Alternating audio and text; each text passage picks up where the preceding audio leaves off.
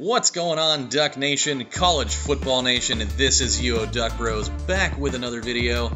And I don't know why I just did that. I don't know, but in case you haven't noticed, for the fourth week in a row, we have filmed this from a different location. We're so exciting. Oh, sure, yeah. We go from a work warehouse environment to my bedroom, to your bedroom, to the living room, to somebody else's house in their auxiliary office room. Sure. We're just we are a jack of all trades in that sense. So what we're looking forward to, if you could really say we're looking forward to it, because it's pretty much just notch that one up in the record book. Yeah, you know what? I do feel that way, but you know, it's kind of like I get the sense that when we play Washington State, you're always in for a surprise. You never know what you're gonna get, and it's the same kind of feeling I get when we go to Arizona, because you always are it's in the back of your mind. You're going to Arizona. Things just happen, because it's just happened that way. But you know, the last couple times we played Washington State, they play us tough. They have played us much tougher than I thought. Or, to be politically correct, they played Oregon tough because we don't actually go there. And we don't play on the team, so we can't call them we. Right. For all those people out there that, you know, feel the need to have to explain things that way, but continue. Okay, yeah, so our team that we root for, because played them. We don't like to be in student debt for the rest of our lives. I mean, that too. Sure. Our school that we root for has had tough games against the school from Washington in Coleman land. And it should be interesting. Now, I'm not expecting us to lose, but I expect it to be very little defense. I think the first half is going to be a shootout again, like it was, you know, the last couple times. But obviously, as it always happens, Oregon will probably open up the can of whoop ass eventually, and that'll be the end of that. Yeah, because I mean, I still expect Connor Holiday to. He's going to throw the ball for like 400 plus yards. Well, yeah, I mean, because he will. I mean, we're going to spend the majority of our time in, like, you know, nickel or dime coverages the whole game, because we're going to be covering like 5 receivers all the time. And I don't feel like it's hard to get 400 yards when you throw the ball 70 times. It's probably not, but again, when you're doing it in Washington, though, it's a little bit more impressive. Now, when you're doing it in Texas, you got a lot of talent in Texas to pull from. But when you're doing it in Washington and you're able to do that in Pullman, where there's really, really no recruiting advantages whatsoever, it becomes a little bit more impressive now. I feel like they have less talent in their receiving corps. Like, I'm going to be honest with you, I haven't really watched very much. I've watched a little bit of Washington State football because that's about all you can do. But they looked okay against Rutgers. And then they didn't. But then, oh Lord, Nevada ripped them. That was an absolute dumpster fire. I mean, Nevada ripped them a new poop slot, and you know, I think it looked painful. Outside of what's his name, that receiver, Myers. I think so. I think his last name was Myers. Outside of that, I don't really see a lot of weapons, and I also feel like Ricky Galvin has played on that team for like 10 years. I know, I feel like he's been there for a long time. For a long time, it seems like. I mean, he's probably been there for the allotted amount of time he's supposed to be, but it doesn't feel like it. To me, he feels like the Julio Franco of college football. It just feels like he's just there forever. Yeah. But yeah. I don't think that they will have the tools to be able to hang for long enough. There's really nothing on either side of the ball that I'm super worried about, other than the fact that I just know we're going to give up a lot of yards. We'll be the bend but don't break team again as usual. The big thing is, as long as they can, you know, if Oregon can force some turnovers, which I'm sure at some point they will, because Eric Dargan is awesome, and so is Ifo Ekpreolomu. And as long as, you know, the offense just keeps rolling behind, you know, Cover Boy, as they're calling him now, by the way. Yeah, It's kind of a weird thing to... Although I will say, you know, as far as Eric Dargan is concerned, because, you know, you really don't know what you're going to expect from him, and even a lot of the, you know, Duck insiders, beat writers, people that cover the team a lot, really didn't know what to expect as far as the, you know, what kind of drop-off we were going to have at the safety position this year, and Not been bad. Look, I mean, he's tied for the lead in the nation with interceptions with 3. He's tied with 2 other players, and obviously Efo is he's doing well. He's not being thrown to a lot, so he's not putting up the numbers yet. But that obviously just shows the sign of respect that a lot of people have for his ability.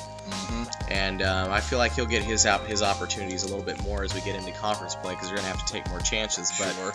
You know who I'm actually really impressed with so far in our secondary is Cisse.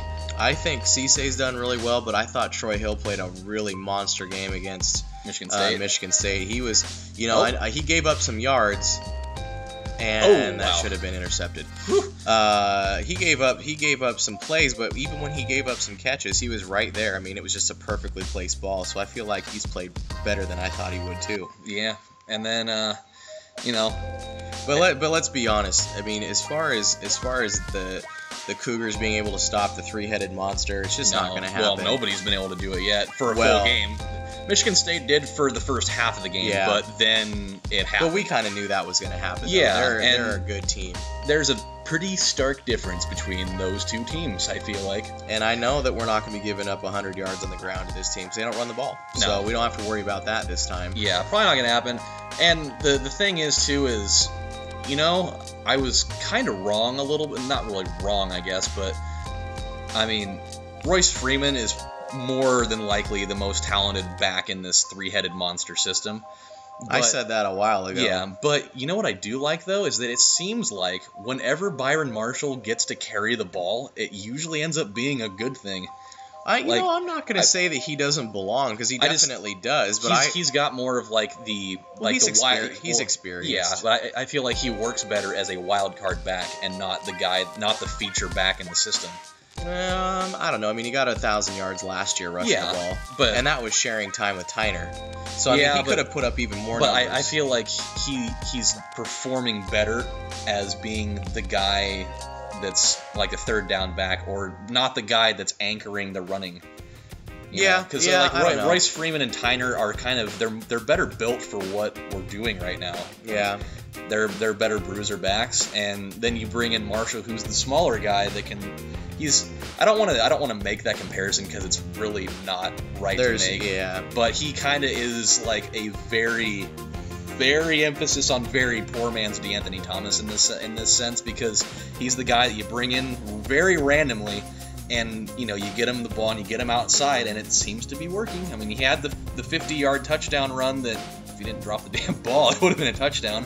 And he had the touchdown run in this other game, and he seems like he's averaging the yards per carry wise. He's doing pretty well. It's just it's nice that we don't feel the need that we have to give him the ball 20 times a game for the running game to work. We can have 8 carries here, 8 carries there, 10 carries here, or whatever combination ends up being. And no team is going to know really what you're going to see, because it could be any one of those 3 guys at any given time. Yeah, that's true. I just think more so I think than any of the previous years, we've got more balance this year. Mm-hmm. We're not a run-heavy team that plays off of the run. We're not a pass-heavy team. We're not a pass-heavy team. I think we do a really good job of mixing up our plays and not being so one-dimensional. Yeah. I mean, I felt like even though Chip Kelly obviously took us to a national championship and did a lot of great things here, I felt like it was still a run-dominated team. Yeah, and I feel like now, because you finally have enough weapons for it to be more balanced, and you don't have to lean on any one specific area, that's what's going to make, I think, this year a lot more successful and maybe carry us to the promised land. I mean, let's not get ahead of ourselves too much, but it does look like we have the right combination of things going on offensively. You know what I like about the play calling recently? I know I like how we got completely away from from the actual Washington State discussion here. It's tough because there's not a lot to talk about. No. I mean, they throw the ball a lot, and we run the ball, and we throw the ball, and Marcus Mariota is just better.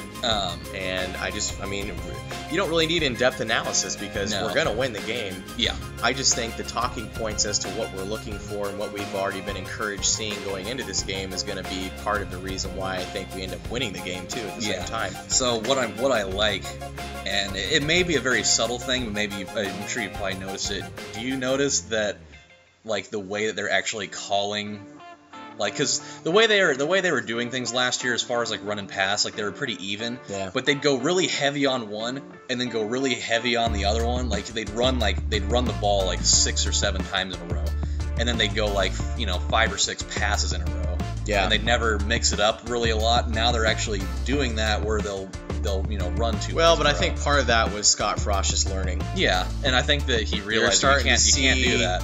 I think he's a lot more comfortable now, and you know what to expect. You're getting better balance that's forcing defenses to respect, one or the other to set up the other part of it, its counterpart. So I think that it's nice that Oregon's kind of ditching a little bit of that stubborn play calling attitude that they've had in the past. To an extent, at least. Because, I mean, sometimes when you have things that are working, you're going to keep doing it until it doesn't. Yeah. But I think that they're not banking on that as heavily as they were, Yeah. Like in games like the Stanford game where, you try to just drill it down their throats until, it didn't work anymore. Or, Stanford doing that to us, I guess, in a way. Well, obviously it worked there, but that's kind of why they lost to USC. They just kept trying to do the power run, but it wouldn't work, but they'd be so damn stubborn that they'd keep doing it anyways, regardless of the fact that it wasn't working. Well, it works. And, for Oregon, it worked for so many years. It's just kind of like, well, that's kind of who we are. It's kind of your identity, and I think creating new ones is a good thing too. We've definitely had to do that with coaching changes and philosophy changes. There's so many teams doing the same type of offense that Oregon runs now. Like they don't do it the same way, but think about when Oregon first started doing this, like the blur offense. Think about how many more teams now are emulating that from when they started. Oh, you're absolutely right. I mean, the tempo is a major player, even in the NFL. But it's at a point now where they're trying to kind of reinvent the wheel a little bit, where they're taking what they're doing and they're still trying to find new wrinkles they can add into it to give it some more identity. Yeah. So I just feel like stylistically and just talent-wise, you're getting better too. We're much better than we were even in our national championship year, and I feel like, you're going to see a lot of the reason why Oregon ends up winning this game is because the talent gap is just so different and it's so deep, and I just feel like Mariota's going to have a big game. Like, I know he's had really good games, but I feel like this is going to be a game where he particularly has. I think statistically he'll have his best game of the season. He'll throw probably over 300. I think he's going to throw for at least 350, and I think he's going to run for over 100. That's what I feel like. It's certainly possible. I think this will also be the game where they actually finally get a runner out of that three-headed beast that will get over 100 yards. Yeah. Somehow. It's still really weird to me that it hasn't happened yet. I mean, it's not a big deal because they're winning games by huge margin. It's just funny. It's really trivial also, but it's just funny to think about that that Oregon has been, that program where every single game you expect, like 140, 150 yards from whoever the feature back is, and, it's just like another day at the shop, and now it's like you got 85 yards, you got 65 yards, you got 50 yards, whatever, and it's just like on the stat sheet it doesn't look like much of anything, but I mean you're still winning games 50 whatever to whatever, and so it's balance. It's cool. Yep. I like it. I mean, it's different. So I mean, as far as like the score goes, score prediction time, since we're 15 minutes into this now. I mean, where do you think the margin's going to be? Do you think it'll be close? Do you think we're going to blow them out? What do you think? Oregon's going to blow them out. I think it'll be close for a while, like it has been the last couple of years, just because that's the way that it is. But I think that Oregon's going to put up. I'm going to say they're going to put up 63. And Washington State, I think they'll get to 28.